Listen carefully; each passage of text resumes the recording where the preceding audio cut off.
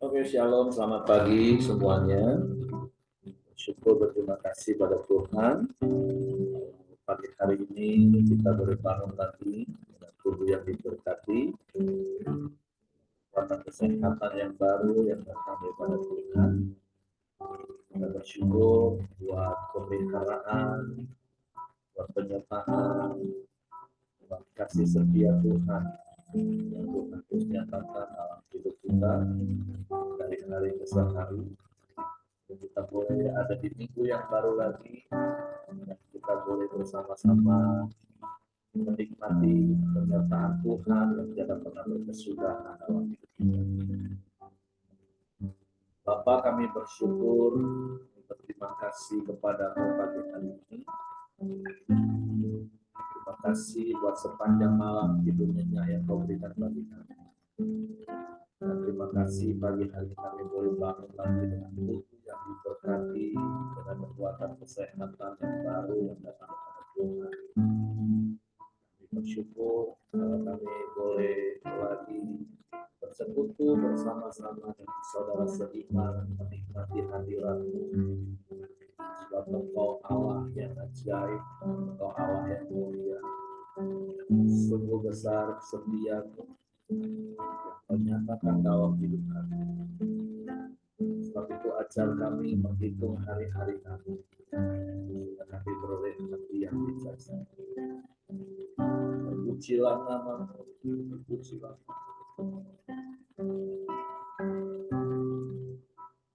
Ajar kami, Tuhan, menghitung hari-hari, agar kami beroleh hati bijaksana.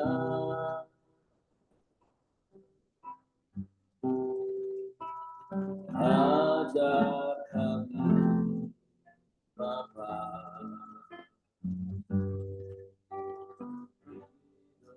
dalam jalan, agar semua rencana-Mu digenapi. Ya, kita katakan ajar kami Tuhan, ajar kami Tuhan,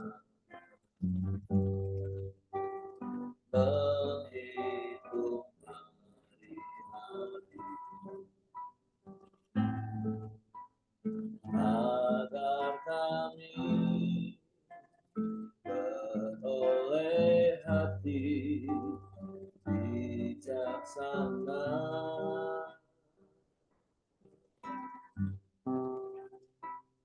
Ajar kami, Bapa,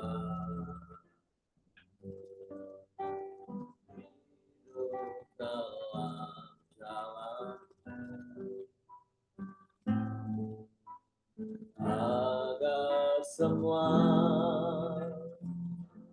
rencana-Mu digenapi.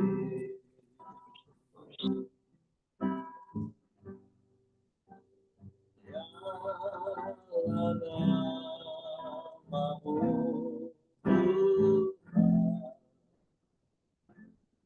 dan ajar jalan-Mu, bimbing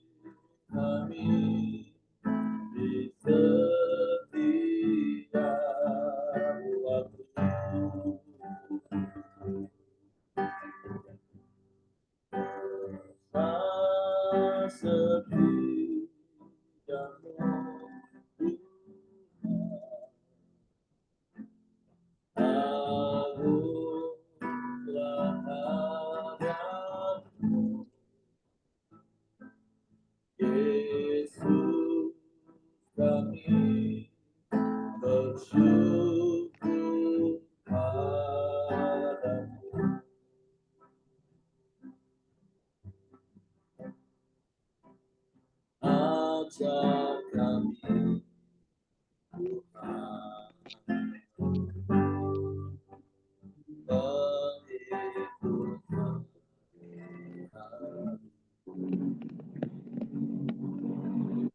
agar kami oleh hati bijaksana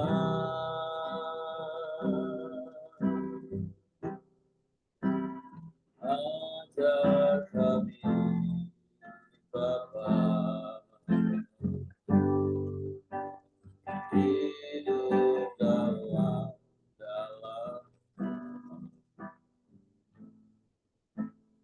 agar semua rencanamu digenapi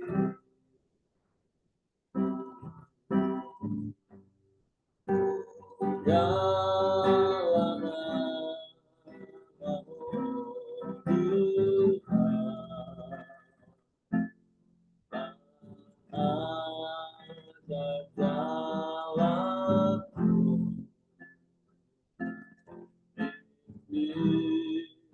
kami di setiap waktu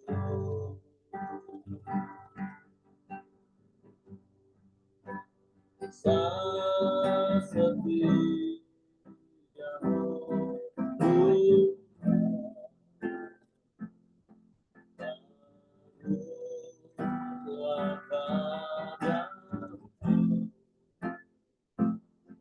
Yesus kami bersyukur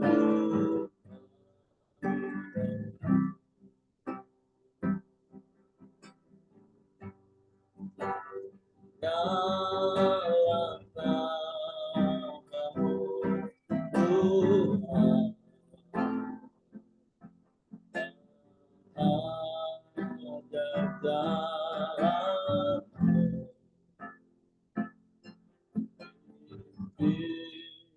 kami di setiap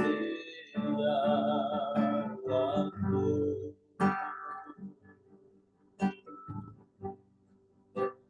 setiamu Tuhan agar padamu Yesus kami bersyukur padamu.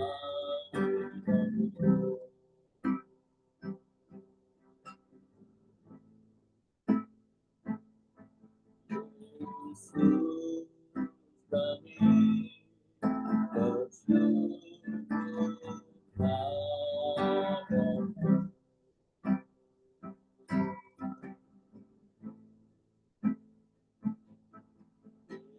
Yesus kami bersyukur padamu.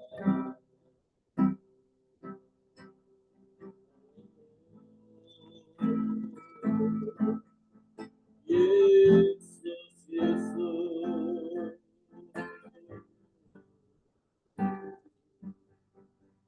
kami bersyukur padamu.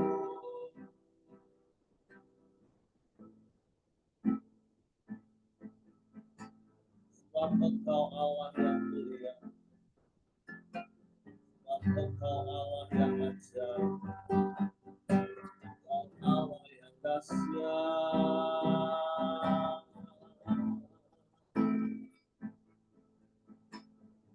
Allah yang luar biasa, tiada yang seperti-Mu. Kami sembah,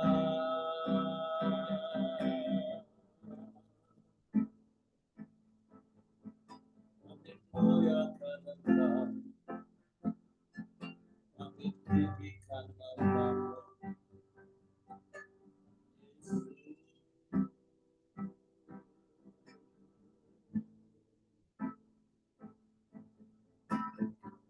Yesus, Yesus Tuhan.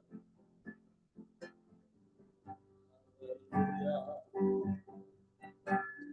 Terpujilah namamu, terpujilah, kami sembah, mulialah namamu. Haleluya.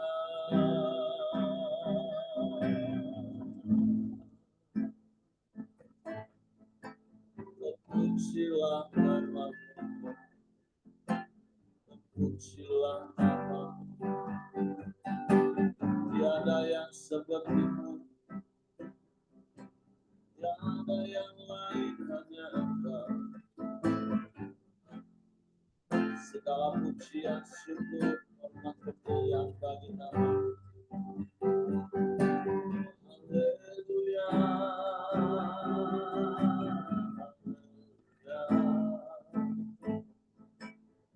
Terpujilah namamu Tuhan, terpujilah namamu.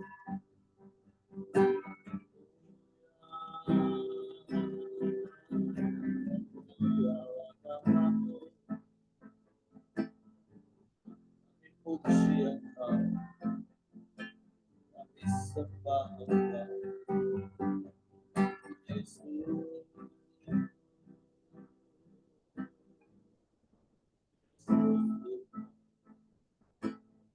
Kau baik, Kau sungguh baik, Kau sangat baik.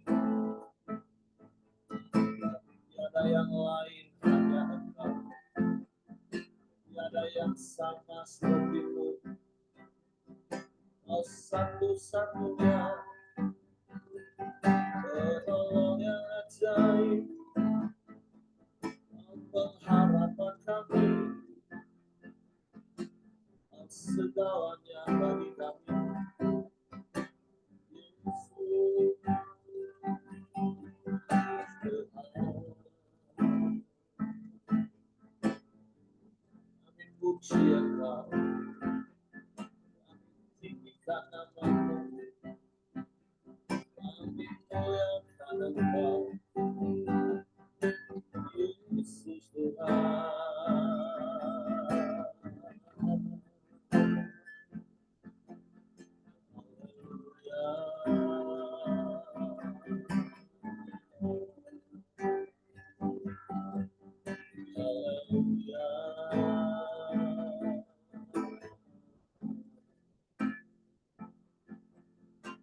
Terpujilah namamu,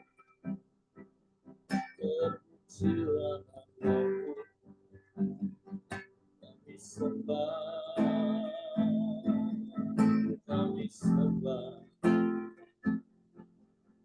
kami puji,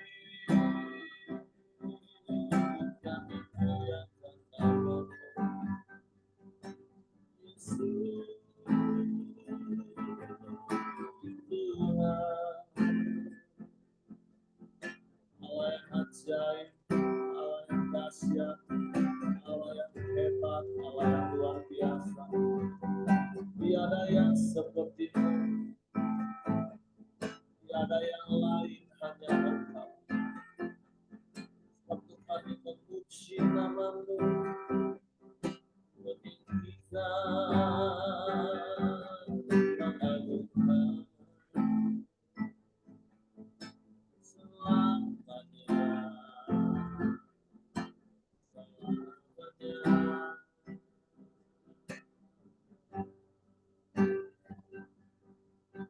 Haleluya, haleluya,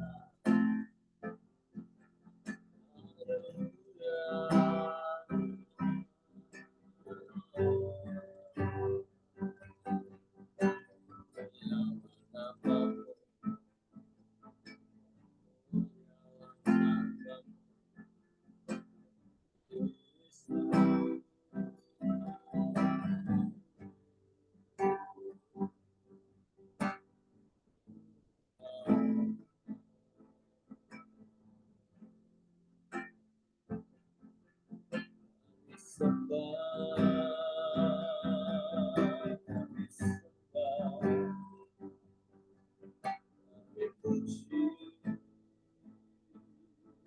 kami muliakan Engkau,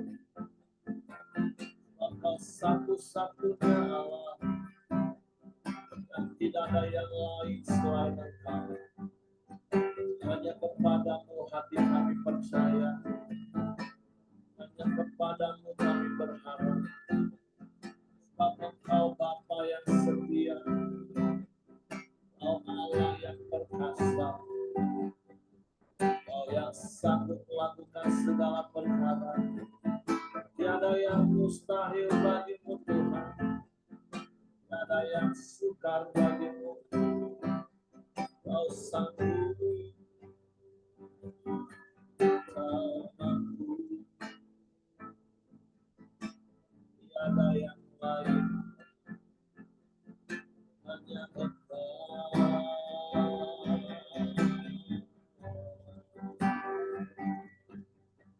Hanya Engkau.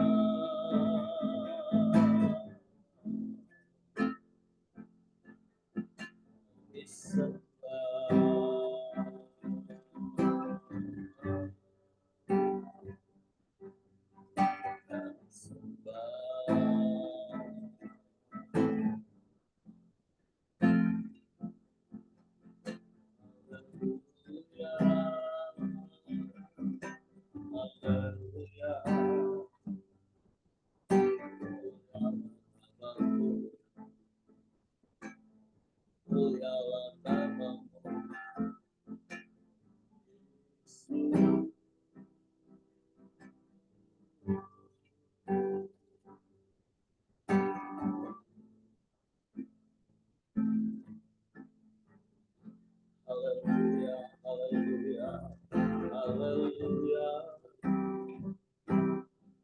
hallelujah. Terpujilah namamu, terpujilah namamu, terpujilah namamu, terpujilah namamu, terpujilah namamu.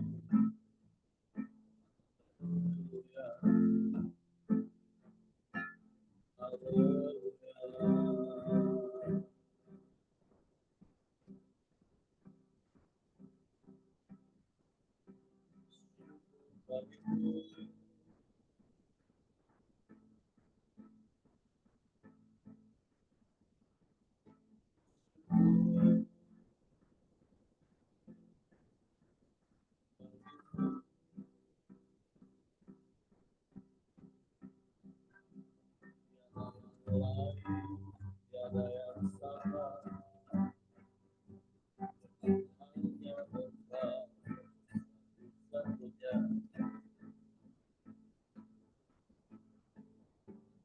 Ajaib dan berkuasa, yang sanggup melakukan segala perkara. Tiada yang seperti-Mu Tuhan, tiada yang lain, hanya Engkau, hanya Engkau.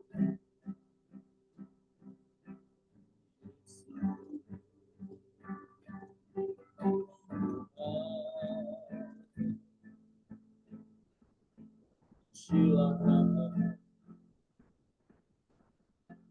pujilah namamu, pujilah namamu, ya Allah, ya Allah,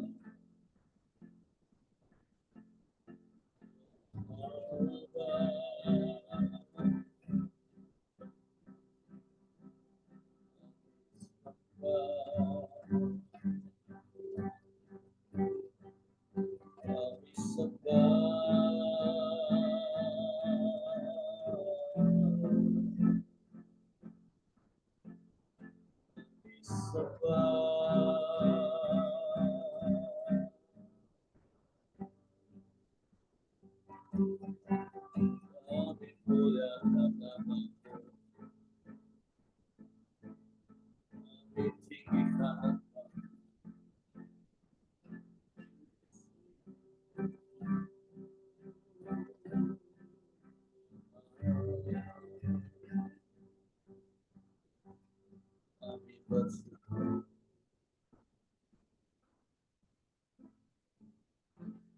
tidak ada Allah yang lain selain padamu hati kami percaya. Sebab Engkau Allah yang ajaib, Allah yang dahsyat, Allah yang hebat.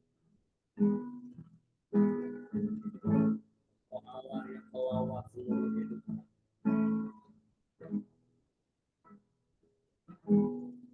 Tiada yang seperti Engkau,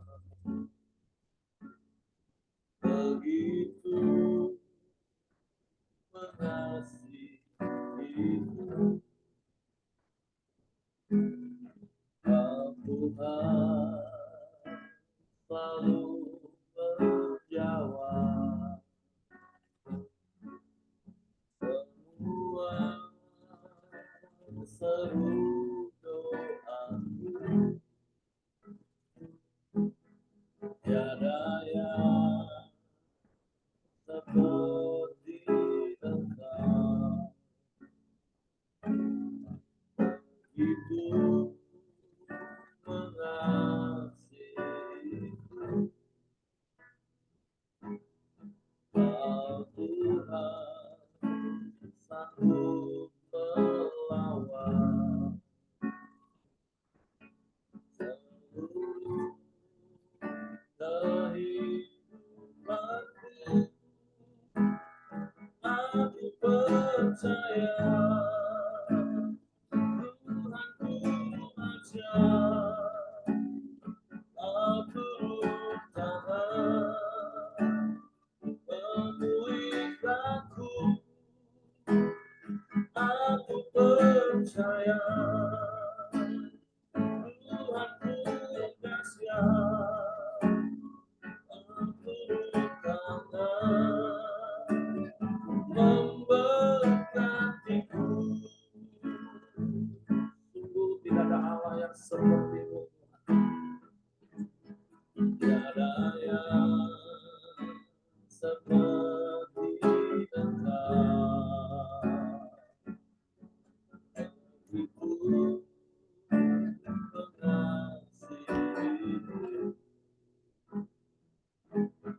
Kau Tuhan selalu menjawab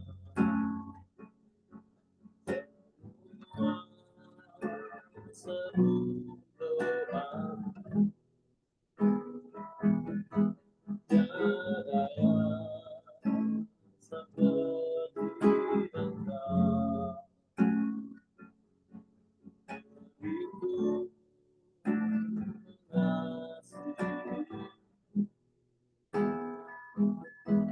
Kau Tuhan sanggup melawan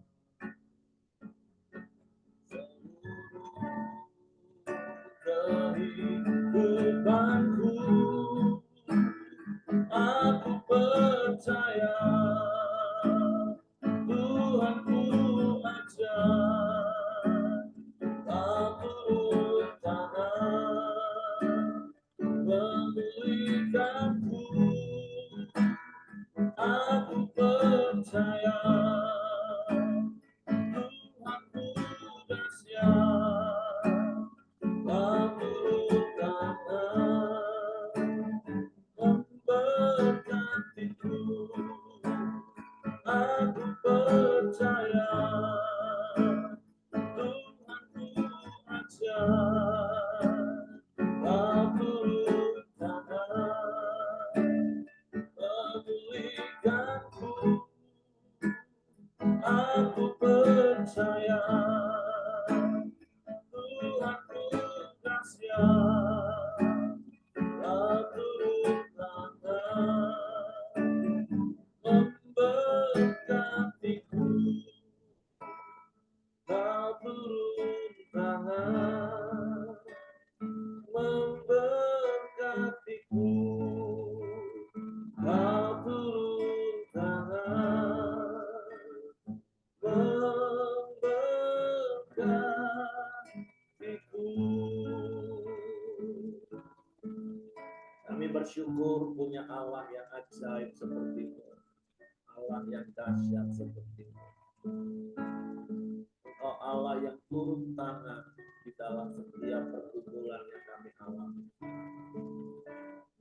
Engkau turut bekerja dalam segala sesuatu yang kami hadapi. Untuk mendatangkan kebaikan bagi kami. Sebab Engkau Allah yang ajaib, Engkau Allah yang dahsyat. Engkau yang mendengar semua doa kami. Bahkan Engkau yang melawat seluruh hidup kami. Kami bersyukur dan kami bangga punya Bapa yang seperti itu. Dan kami mau terus tinggal di dalam-Mu dan firman-Mu dalam kami. Supaya perkataan-perkataan firman-Mu meneguhkan kami, menguatkan kami, menghibur kami.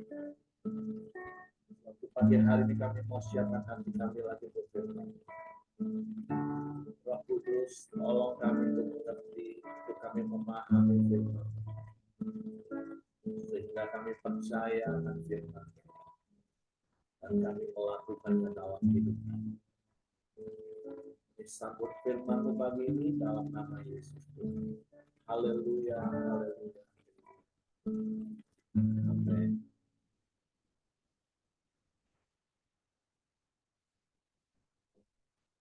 Oke, shalom, selamat pagi Bapak Ibu.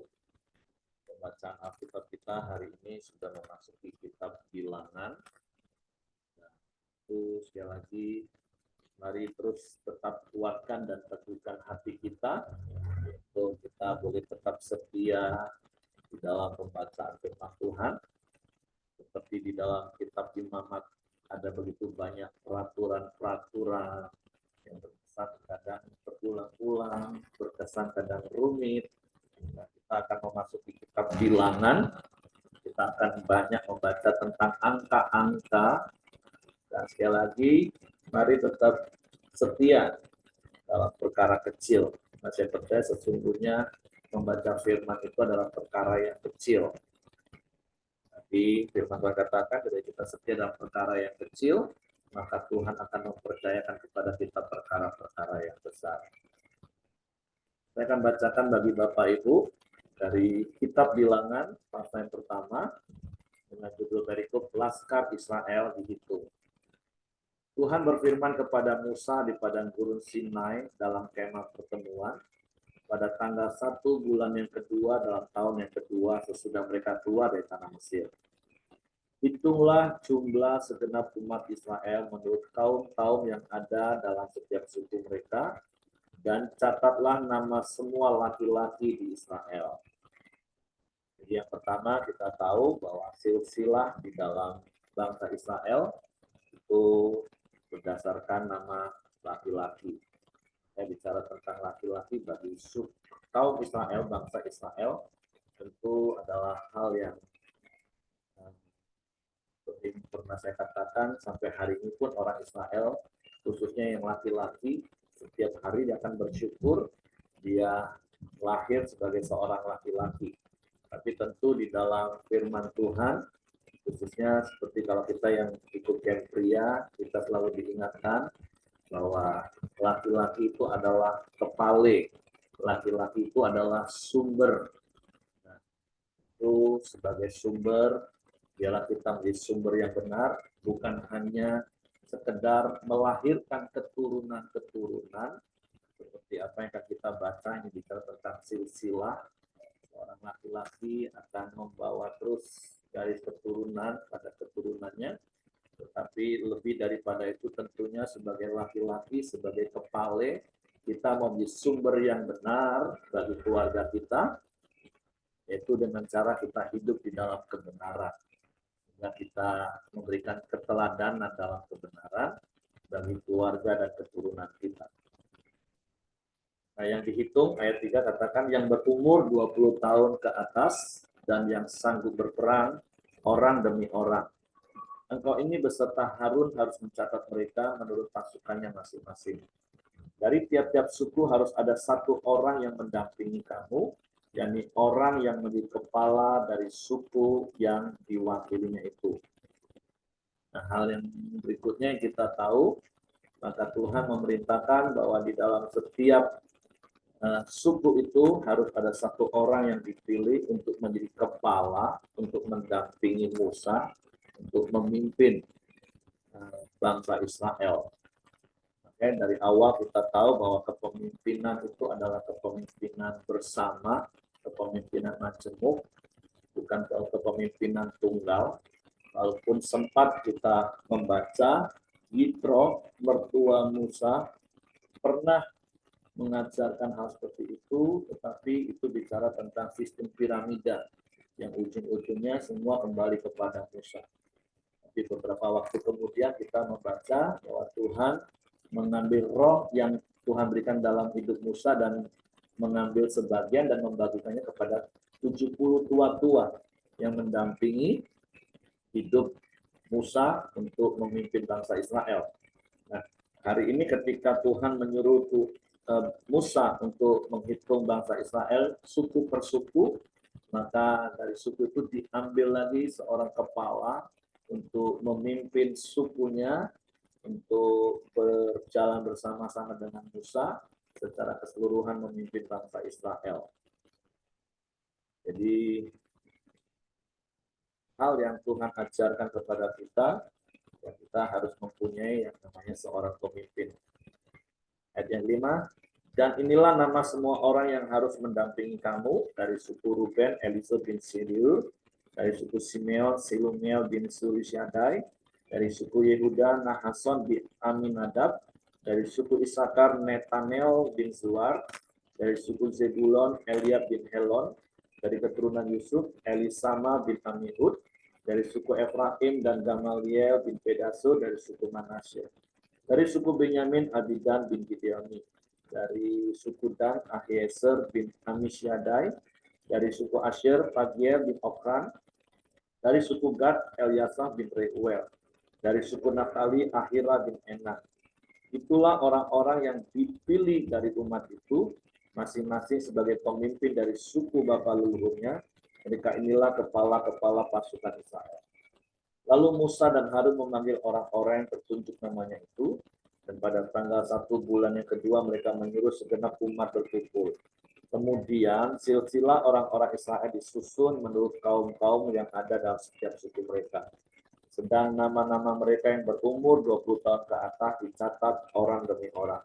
Seperti yang diperintahkan Tuhan kepada Musa, demikianlah Musa mencatat mereka di padang gurun Sinai. Nah, berikutnya dari ayat 19 khususnya sekali lagi kita belajar dari Musa. Musa adalah pribadi yang taat melakukan perintah Tuhan sesuai dengan apa yang Tuhan perintahkan. Nah, jadi bicara menghitung bangsa Israel, sekali lagi kalau kita pernah mengingat kisah bagaimana Daud juga pernah mencoba menghitung pasukan Israel, tapi pada waktu itu menjadi satu hal yang salah di mata Tuhan, sehingga justru Daud harus menerima disiplin dari Tuhan. Sehingga Daud harus memilih 3 pilihan yang Tuhan berikan untuk disiplin, tapi Daud akhirnya memilih dengan perkataan lebih baik aku jatuh di tangan Tuhan. Jadi permasalahannya bukan soal menghitung atau tidak menghitung, tetapi apakah yang kita lakukan itu atas perintah Tuhan atau bukan. Nah, hal ini yang pagi hari ini kita belajar. Karena kalau bicara soal menghitung pasukan, saya katakan Musa menghitung pasukan Israel, Daud juga menghitung. Tetapi apa yang membedakan? Musa melakukannya karena itu perintah Tuhan. Sementara Daud melakukannya karena dia ingin mengetahui kekuatan dia di dalam memimpin bangsa Israel. Jadi sekali lagi terkadang dalam hidup ini ada hal-hal yang kita kerjakan bukan masalah sama kok, bukan soal sama atau tidak, tapi apakah yang kita mau lakukan itu atas perintah Tuhan atau atas keinginan hati kita. Nah, hari ini kita belajar dari Musa bahwa Musa itu adalah pribadi yang taat melakukan perintah Tuhan. Sehingga selalu akan kita temukan banyak tulisan Musa melakukan sesuai dengan apa yang Tuhan perintahkan. Nah, begitulah seharusnya hidup kita, kita melakukan tepat seperti apa yang Tuhan perintahkan dalam hidup kita. Ayat yang ke-20, ini silsilah mulai dicatat. Ketika silsilah Bani Ruben, yaitu keturunan anak sulung Israel, disusun menurut kaum-kaum yang ada dalam suku mereka, maka dicatatlah nama semua laki-laki yang berumur 20 tahun ke atas, semua orang yang sanggup berperang, orang demi orang. Jumlah yang dicatat dari suku Ruben ada 46.500 orang. Ketika silsilah Bani Simeon disusun menurut kaum-kaum yang ada dalam suku mereka, maka dicatatlah nama semua laki-laki yang berumur 20 tahun ke atas, semua orang yang sanggup berperang, orang demi orang. Jumlah yang dicatat dari suku Simeon ada 59.300 orang. Ketika silsilah Bani Gad disusun menurut kaum-kaum yang ada dalam suku mereka, maka dicatatlah nama orang-orang yang berumur 20 tahun ke atas, semua orang yang sanggup berperang. Jumlah yang dicatat dari suku Gad ada 45.650 orang. Ketika silsilah Bani Yehuda disusun menurut kaum-kaum yang ada dalam suku mereka, maka dicatatlah nama orang-orang yang berumur 20 tahun ke atas, semua orang yang sanggup berperang. Jumlah yang dicatat dari suku Yehuda ada 74.600 orang. Ketika silsilah Bani Isakar disusun menurut kaum-kaum yang ada dalam suku mereka, maka dicatatlah nama orang-orang yang berumur 20 tahun ke atas, semua orang yang sanggup berperang. Jumlah yang dicatat dari suku Isakar ada 54.400 orang. Ketika silsilah Bani Zebulon disusun menurut kaum-kaum yang ada dalam suku mereka, maka dicatatlah orang-orang yang berumur 20 tahun ke atas, semua orang yang sanggup berperang. Jumlah yang dicatat dari suku Zebulon ada 57.400 orang.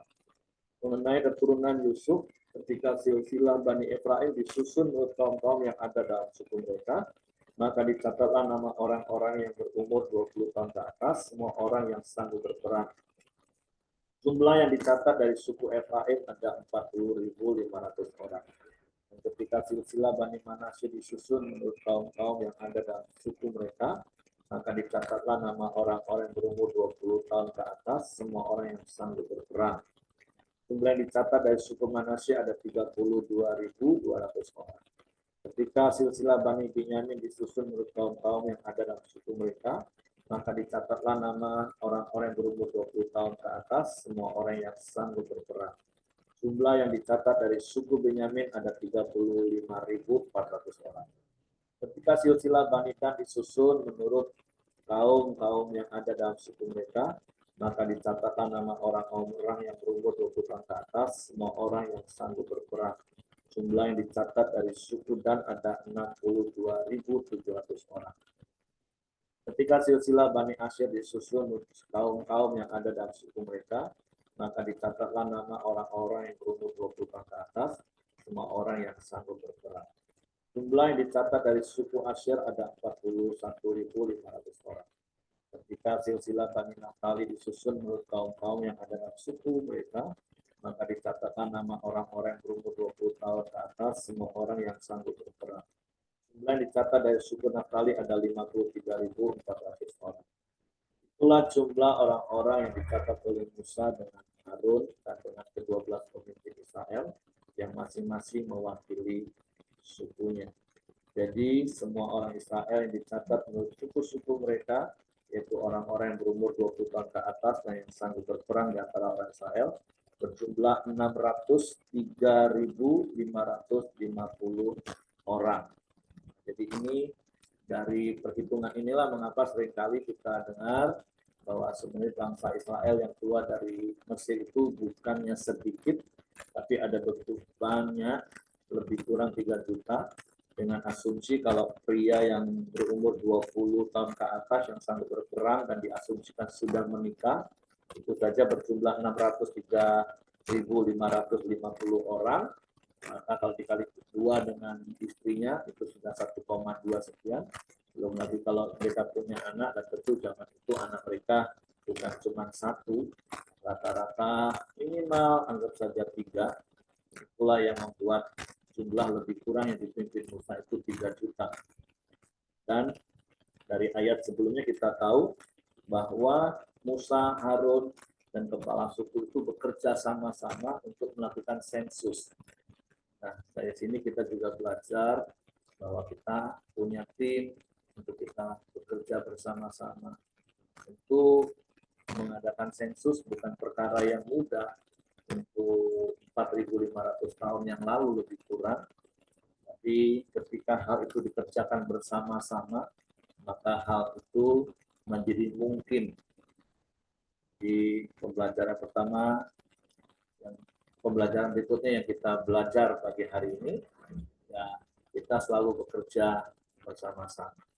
Tentu sekali lagi dimulai dari keluarga, suami, istri, orang tua, anak, bersama anggota komsel, bersama anggota jemaat. Setiap kita bekerja bersama-sama terlebih di dalam tuntunan Tuhan, maka kita akan dapat melakukan perkara-perkara yang besar. Kita tidak perlu khawatir, kita tidak perlu takut, karena kita tidak mengerjakannya sendiri dengan kekuatan kita sendiri, tapi kita mengerjakannya bersama-sama dengan orang-orang yang Tuhan tempatkan di sekeliling kita, dan tentu segala sesuatu yang atas perintah Tuhan, atas kehendak Tuhan, dan ketika kita melakukannya, maka semua pasti dapat kita lakukan. Ayat 47, tetapi mereka yang menurut suku bapa leluhurnya termasuk orang Lewi tidak turut dicatat bersama-sama dengan mereka itu. Sebab Tuhan telah berfirman kepada Musa, hanya suku Lewi janganlah kau catat dan janganlah kau hitung jumlahnya bersama-sama dengan orang Israel. Tetapi tugaskanlah mereka untuk mengawasi kemah suci, tempat hukum Allah dengan segala perabot dan perlengkapannya. Mereka harus mengangkat kemah suci dengan segala perabotannya. Mereka harus mengurusnya dan harus berkemah di sekelilingnya. Apabila berangkat, kemah suci harus dibongkar oleh orang Lewi, dan apabila berkemah, kemah suci harus dipasang oleh mereka, dan orang awam yang mendekat harus dihukum mati. Orang Israel haruslah berkemah masing-masing di tempat perkemahannya, dan masing-masing dekat panci-pancinya menurut pasukan mereka. Tetapi orang Lewi haruslah berkemah di sekeliling kemah suci tempat hukum Allah, supaya umat Israel jangan kena murka. Orang Lewi harus memelihara kemah suci tempat hukum itu, maka orang Israel berbuat demikian tepat seperti yang diperintahkan Tuhan kepada Musa, demikianlah diperbuat mereka. Jadi khusus dari bangsa Israel, yaitu suku Lewi, tidak dihitung bersama-sama, artinya mereka mempunyai tugas tersendiri. Kalau tadi jelas yang dari suku-suku lain itu yang dipilih itu berumur 20 tahun ke atas dan sanggup untuk berperang. Memang Tuhan sedang mempersiapkan bangsa Israel untuk memasuki tanah Kanaan, dan untuk memasuki tanah Kanaan mereka harus menghalau suku-suku bangsa-bangsa yang sudah ada di tanah Kanaan, sehingga jauh-jauh hari Tuhan sudah mempersiapkan mereka. Tetapi dari antara suku-suku yang ada, maka Lewi dikhususkan untuk mengurus kemah sembahyang yang harus bongkar pasang, yang kalau kita baca dulu di kitab Keluaran itu jelimet banget, rumit banget, dan tentu bongkar pasang tenda yang besar dengan susunan aturan yang ditetapkan itu bukan perkara yang mudah, tetapi dari hal ini kita juga belajar melakukan segala sesuatu itu kalau mau mencapai kemaksimalan. Kalau di Camp Pria kita belajar bahwa memasuki tanah Kanaan itu berbicara tentang kemaksimalan hidup, bukan bicara tentang masuk surga. Maka ada dua hal yang harus dilakukan secara seimbang. Yaitu yang pertama, kita harus menghadapi yang namanya peperangan. Seperti bangsa Israel memasuki tanah Kanaan, mereka harus menghadapinya dengan peperangan, mereka harus menghalau. Tapi ada hal yang tidak boleh dilupakan, yaitu urusan rohani. Makanya dikhususkan suku Lewi untuk mengurus kemah sembahyang.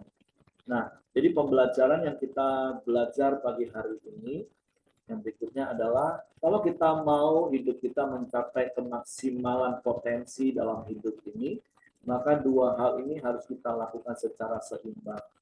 Kita bukan saja berperang dalam tanda kutip untuk menghalau setiap musuh yang ada di tanah Kanaan, tetapi kita juga harus melakukan memperhatikan hal-hal rohani dalam hidup kita.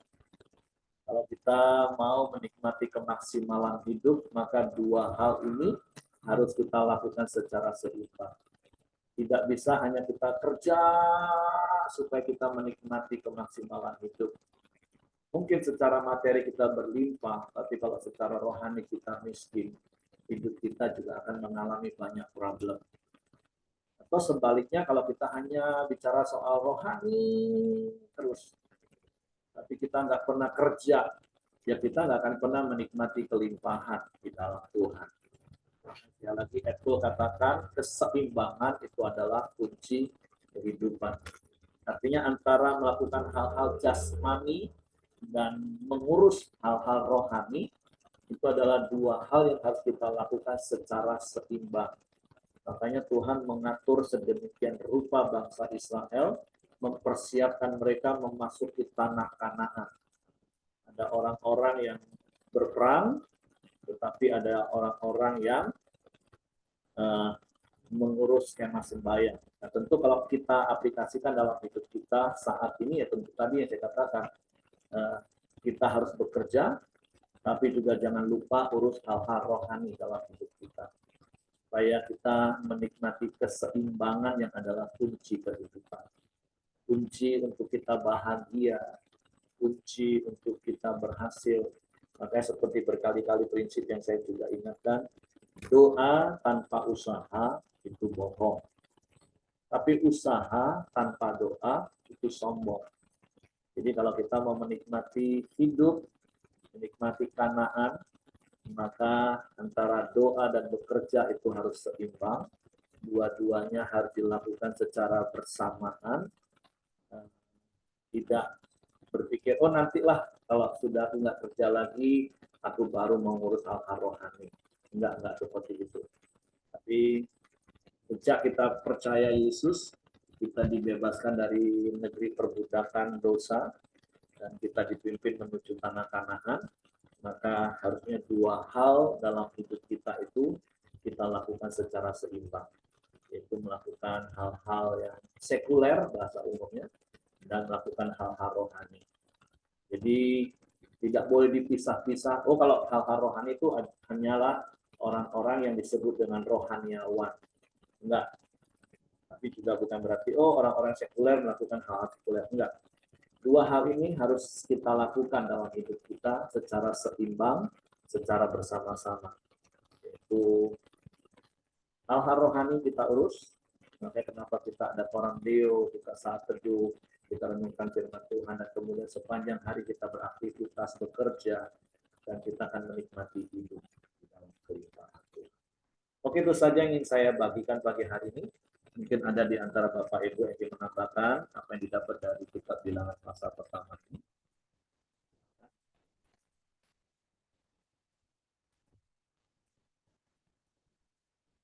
Tidak ada. Saya serahkan kepada Pak Joni. Ya, shalom semua. Tidak ada yang menambahkan. Kita akan masuk dalam doa kita pagi hari ini. Bapak, kami bersyukur buat kebenaran firman-Mu Tuhan. Kami hari ini boleh belajar kitab Bilangan Tuhan.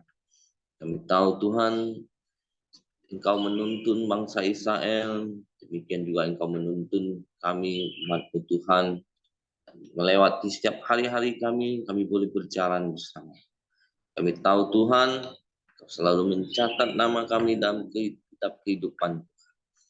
Karena itu Tuhan, kami terus boleh belajar akan kebenaran firman-Mu, taat, melakukan setiap kebenaran firman-Mu Tuhan. Tuhan, terima kasih pagi hari ini juga Engkau berkati hamba-Mu Heri yang sudah menyampaikan kebenaran firman-Mu. Engkau memakai hidupnya terus Tuhan untuk melayani Engkau Tuhan. Engkau berkati keluarganya, istri dan anak-anaknya juga Tuhan. Terima kasih juga Tuhan Yesus, Engkau berkati saat ini pelayanannya di Jogja, membuka jemaat-Mu di sana Tuhan, membangun komunitas-komunitas di sana, Engkau pimpin juga Tuhan.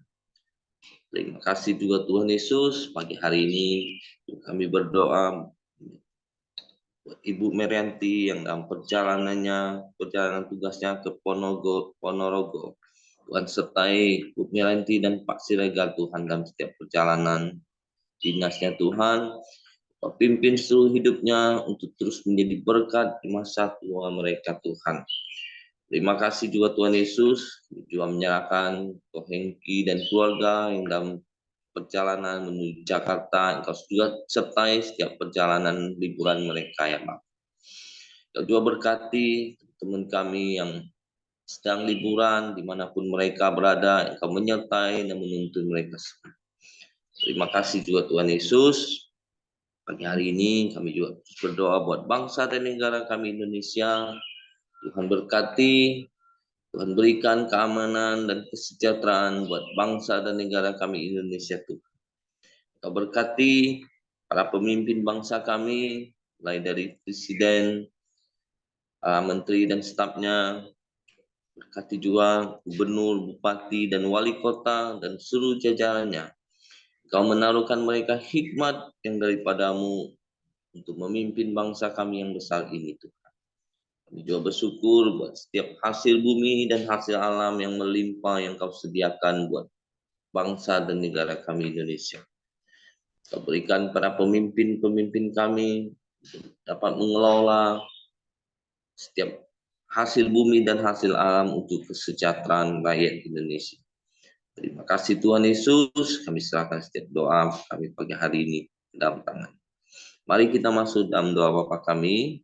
Bapa kami yang di surga, dikuduskanlah namamu, datanglah kerajaanmu, jadilah kehendakmu di bumi seperti di surga.